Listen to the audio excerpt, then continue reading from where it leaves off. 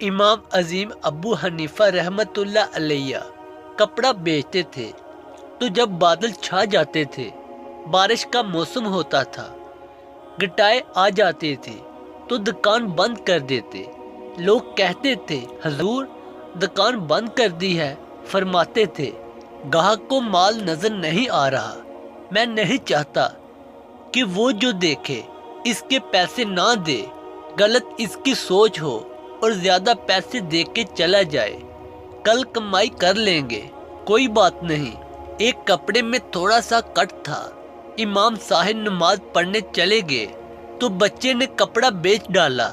دوسری مسجدوں میں نماز ہوتی تھی، ایک میں امام صاحب پڑھتے تھے، ایک میں نماز پہلی ہوتی تھی، بچہ پہلے پڑھ آیا، امام صاحب دوسری مسجد میں پڑھنے چلے گئے تو اس نے وہ کپڑا بیچ دیا۔ امام صاحب تشریف لائے، فرمایا گاہک کو بتایا تھا کہ اس کے اندر کٹ ہے؟ بچے نے کہا نہیں۔ فرمایا تو نے ابو حنیفہ پر بوجھ ڈال دیا۔ کہنے لگے جا ڈھونڈو۔ 3 دن ڈھونڈنے میں لگے رہے، وہ نہیں ملا۔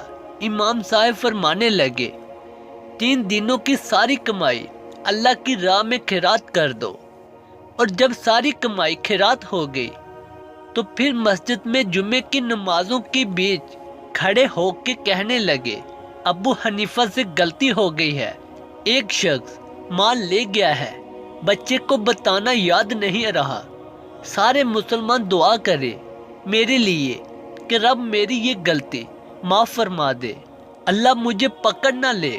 لوگ رونے لگے، کہنے لگے امام صاحب کیسا کردار ہے آپ کا، نہ وہ فرشتے تھے نہ نبی تھے، اس زمین پر بسنے والے مسلمان تھے، اہل حق تھے، ہماری طرح انسان تھے، اگر وہ کر سکتے تھے تو ہم بھی کر سکتے ہیں۔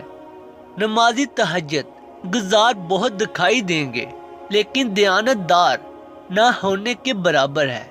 دعا ہے کہ اللہ تعالی ہم سب کو اس پر عمل کرنے کی توفیق عطا فرمائے۔ کسی نے بکری پالنے والے ایک دیہاتی سے پوچھا کہ آپ کے پاس کتنی بکریاں ہیں اور آپ سالانہ کتنا کما لیتے ہو؟ بکری والے نے کہا میرے پاس اچھی نسل کی 12 بکریاں ہیں جو مجھے سالانہ تقریباً 6 لاکھ روپے دیتی ہیں، جو ماہانہ 50,000 روپے بنتا ہے۔ مگر جب سوال پوچھنے والے نے بکریوں کے ریوڑ پر نظر دوڑائی تو اس ریوڑ میں 12 نہیں 13 بکریاں تھیں۔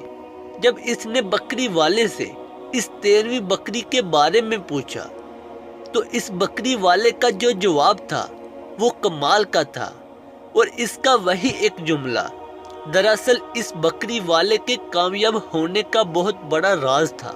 اس بکری والے نے کہا کہ ان 12 بکریوں میں سے 6 لاکھ منافع حاصل کرتا ہوں، اور اس 13ویں بکری کے سال میں 2 بچے ہوتے ہیں، اس 13ویں بکری کے ایک بچے کی میں قربانی دے دیتا ہوں، اور اس بکری کا دوسرا بچہ میں کسی مستحق غریب کو دے دیتا ہوں، اس لیے یہ ایک بکری میں نے گنتی میں شامل نہیں کی۔ یہ 13ویں بکری میری باقی کی 12 بکریوں کی محافظ ہے اور میرے لیے باعث خیر و برکت ہے۔ یقین کرے کہ یہ کوئی معمولی بات نہیں ہے۔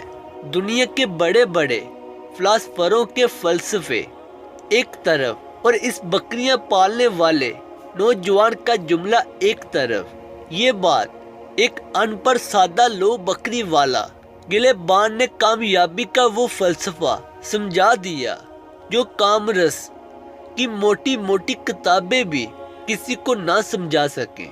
لوگ رزق کو محنت میں تلاش کرتے ہیں، حالانکہ رزق سخاوت میں پوشیدہ ہے۔ دعا ہے کہ اللہ تعالی ہم سب کو اس پر عمل کرنے کی توفیق عطا فرمائے۔